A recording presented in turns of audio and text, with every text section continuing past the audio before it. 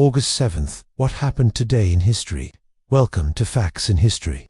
August 7th, 1942, the United States began its second major offensive of the war in the Pacific. The first was the Guadalcanal campaign, which ended with the retaking of that island from the Japanese, and is considered by many to be the turning point in the Pacific War. The second was the operation to capture and hold the island of New Guinea, a Japanese base for their northern advance, and it all started today.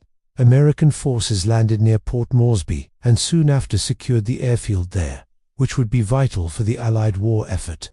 While fighting continued until the end of 1942, the threat of a Japanese advance through New Guinea was over, and the Allies now had a firm foothold in the south. 1866, the first train in the world ran on electricity. This was not the first electric train, but the first to use electrical power to run on a regular basis. The first electric locomotive had been demonstrated in Germany back in 1837, but it wasn't until 1879 that the Berlin authorities decided to install an electric railway.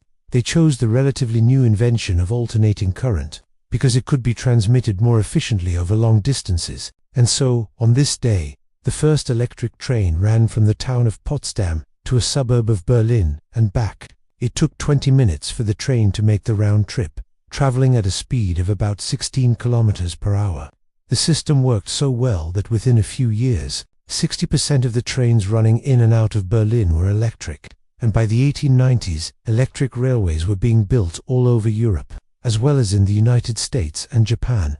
1790, the last official widow's pension in the British royal family was paid out. The Widows' Fund had been established in 1601 to provide financial support to the wives of sailors in the Royal Navy who died on active duty. At its peak in the late 17th century, the fund supported over 300 widows and their children, but by the end of the 18th century, the number had dwindled to just a few, and so on August 7, 1790, Queen Mary of Teck, the widow of King George II, received the last payment from the fund. For what else happened today? For more historical tales, check out our series, and remember to subscribe.